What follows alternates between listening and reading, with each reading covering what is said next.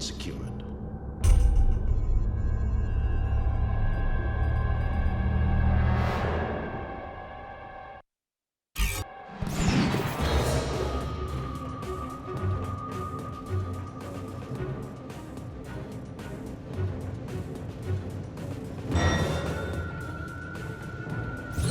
General Fury? Osborn's gone. Yes, sir. Of course he is. Why else hit this target? What is that? Jamming device. High-tech disposable. Blinds our eye in the sky. That's where we thought the boat had sunk. If Osborn is on the loose again, should we mobilize units around Parker? If we do our jobs, Parker will never even know this happened.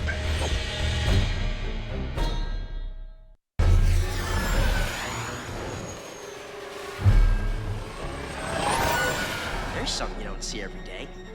Almost every day. But not every day.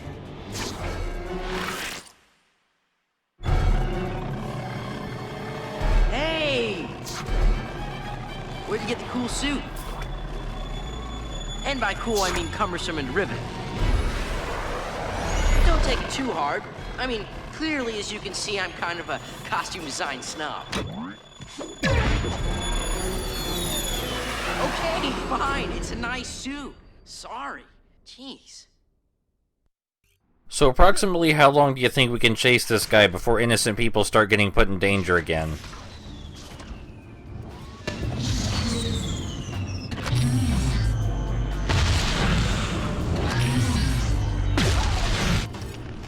So the answer was like, what, 7 seconds? Yeah, about 7 seconds. And of course I knew this was going to happen, which is why we landed right next to the guy who was injured. Thanks again to some more weird time displacement stuff.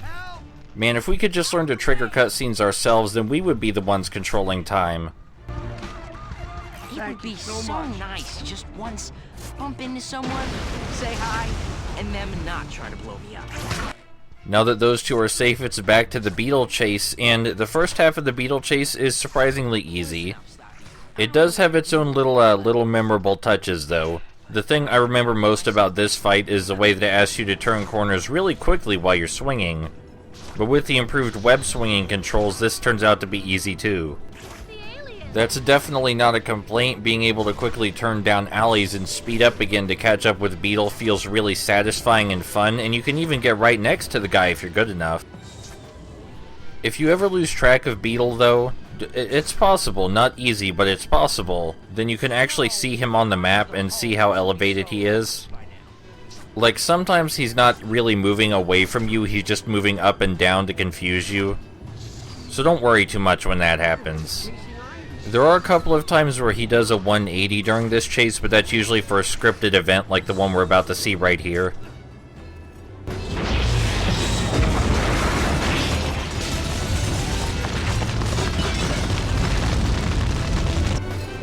You know, apparently lately everybody's able to just freeze time at will, and it's making me feel a little bit inadequate. Maybe we could get Tony to whip us up the Iron Spider suit so we could feel better about ourselves. Except Tony's busy being weird.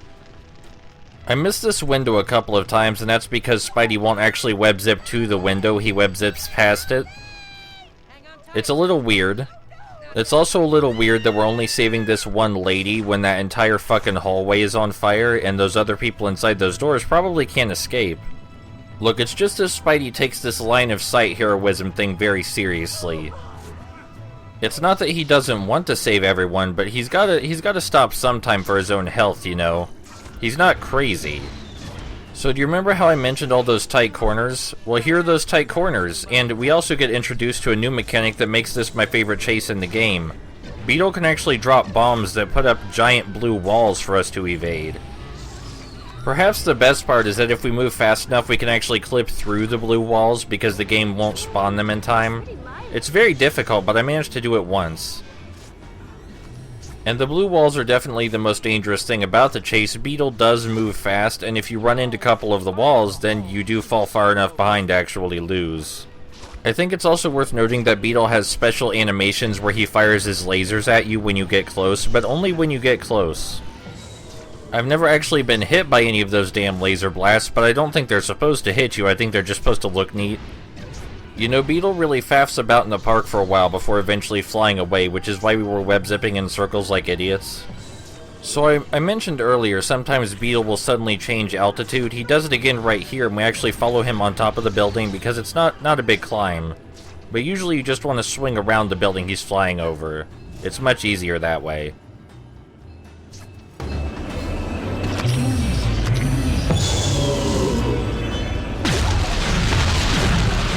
Oh no. Oh damn it, innocent people in danger again. So during this section, while you're trying to open the car doors, Beetle will actually fire lasers at you, and they do hurt. It's also very hard to avoid them. You can jump over them, like you can any other obstacle, and there's even spider sense so you know when they're coming. But the pauses between his shots are also incredibly brief, so you're probably going to get hit anyway. That being said, even if every single one of his shots hits you, you're not going to die. But now that that's out of the way, we just need to swing through an incredibly open area. And then we'll finally be done with this chase.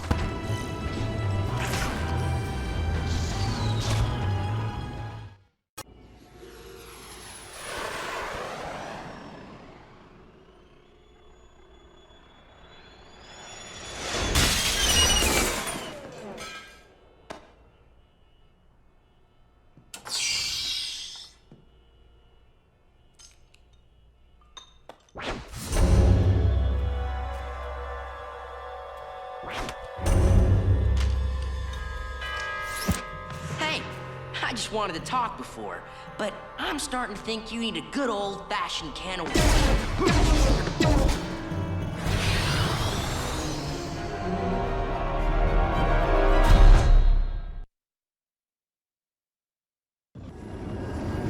Remember how I said the chase is over? Well, not only is the chase not actually over, but this is the most exciting part of it.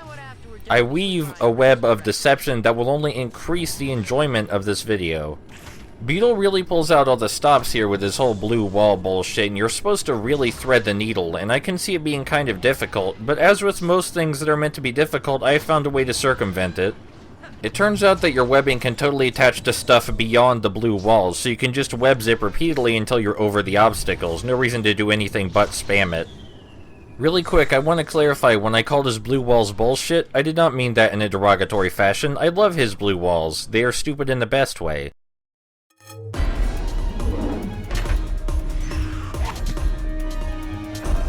You are very irritating. Really? Oh, I like to think I'm more charming than irritating.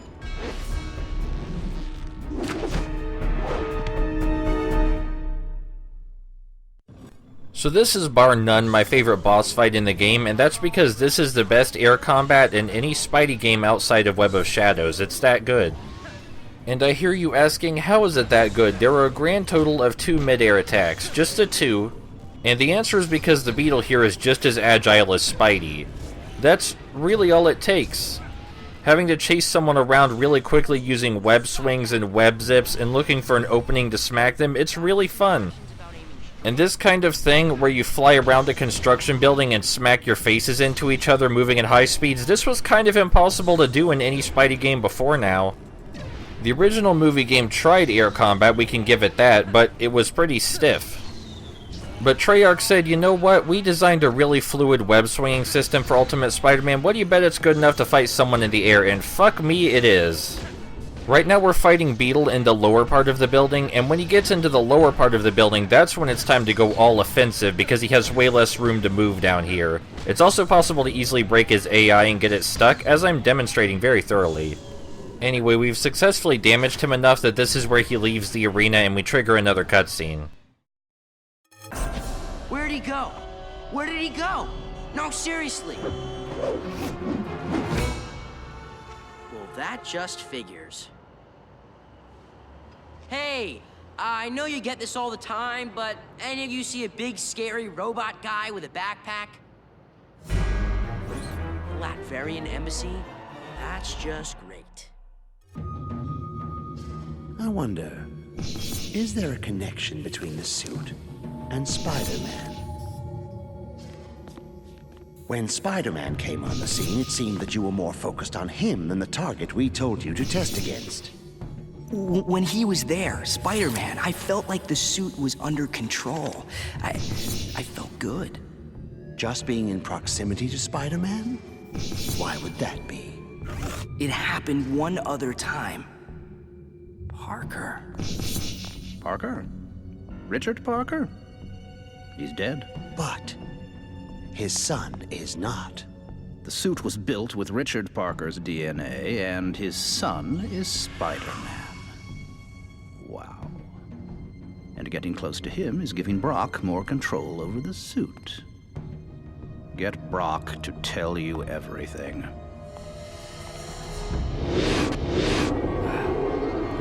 His name is Peter Parker.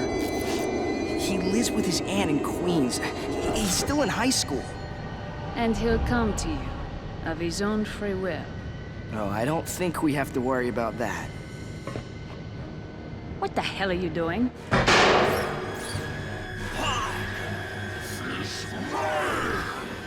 Mine, and you can't have him.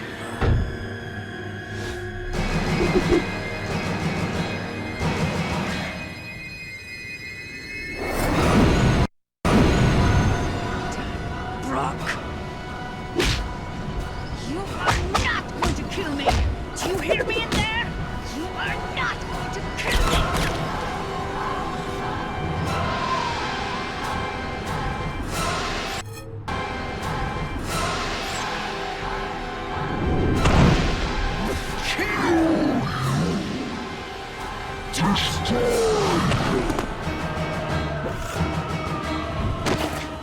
Eddie Brock is loose.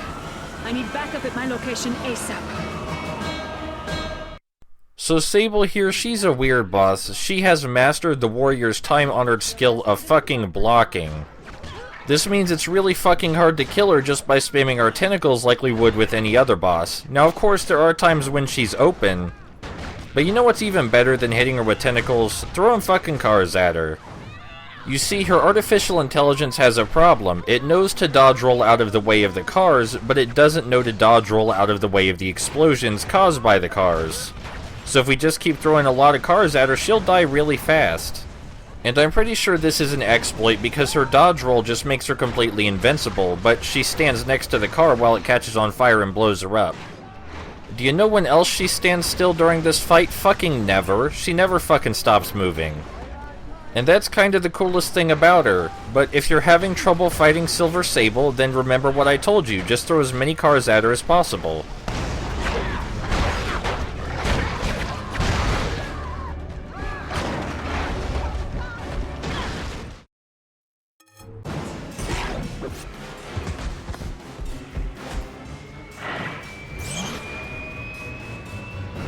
Rip it apart! We'll return what is left to Christ.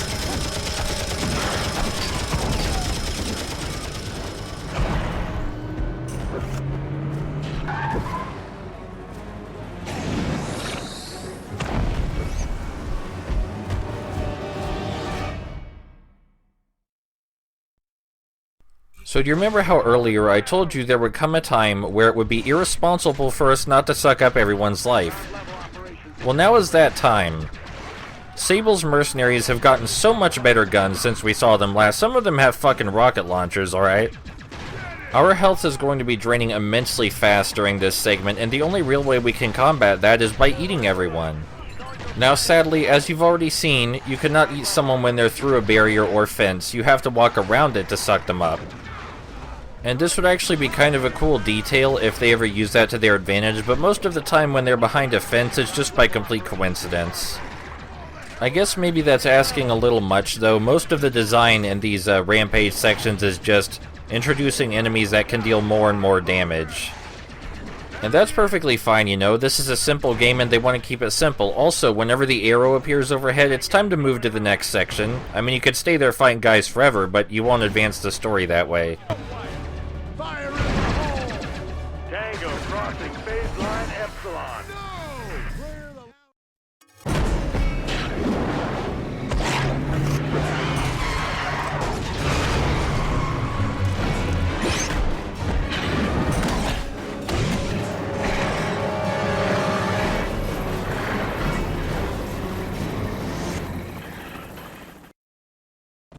Welcome to the helicopters, also known as the biggest reason the Venom sections start getting difficult. The helicopters can and will find you no matter where you are, and they will never stop shooting bullets at you, and they drain your health. They absolutely peel it away. This, of course, as was already discussed, means that it is incredibly irresponsible not to suck up people's lives whenever physically possible. But in case you want an ulterior method, another way to get through these helicopter battles, just jump all the time. It is way harder for the helicopters to actually hit you as long as you keep jumping. Unfortunately, you do eventually have to stop to start eating people again. But you can also blow up the helicopters after a few good hits. Perhaps the biggest thing I can warn you about with the helicopters, though, is that if you use your power jump to leap into them, they will hurt you when they explode. And do not try to attack them from above, because in spite of how you might think that would go, their helicopter blades will knock you into the air. Oh, and if you manage to find cars lying around, you can totally throw cars into the helicopters, and that works fine too. But I know what you're thinking, and you're thinking, exactly how silly does it look to land in the helicopter blades? Well, it's time to find out. Yeah, don't land in the helicopter blades.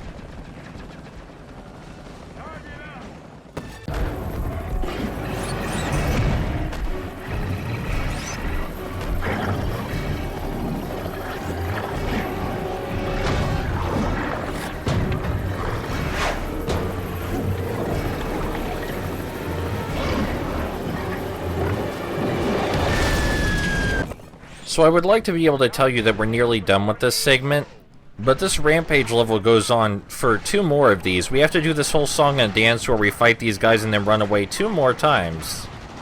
And you know what? I'll be damned if it isn't fun anyway, because it is still fun. But that has very little bearing on the fact that there isn't shit to say about it. And I do want to give credit where credit is due. The cutscenes between these battles actually mean something.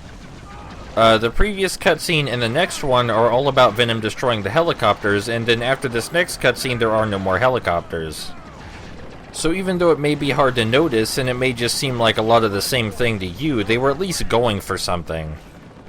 But all I can really think right now, what's at the front of my mind, is how badly I want to see someone try to Let's Play State of Emergency.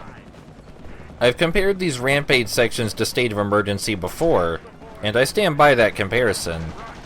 But here's the thing, alright, State of Emergency is a long fucking game. And I highly doubt that anyone will have enough on-topic commentary to last the whole thing.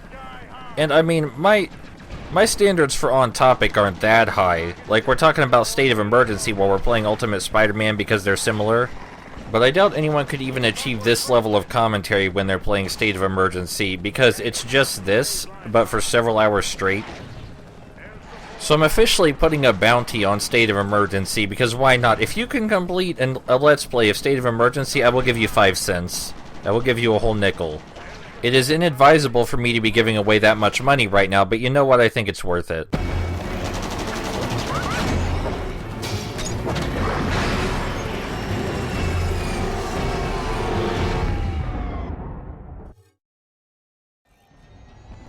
So there you go, the helicopters are now gone, but in their place we have Sable's fucking airship. Luckily for us, the airship sucks at aiming, so it's practically a non-threat. And it's kind of funny because the missiles it shoots are fucking huge, but we can avoid them by just walking. Now you might think that this airship is the boss of the Rampage sections. But you would be incorrect in that assumption, assuming you did make that assumption. There's a lot of assuming going on here. While it would have been cool to climb on top of the airship and take it down, that's just done for us in a cutscene. Aside from the giant cartoonish missiles, there's very little that's different about this section in the Rampage level.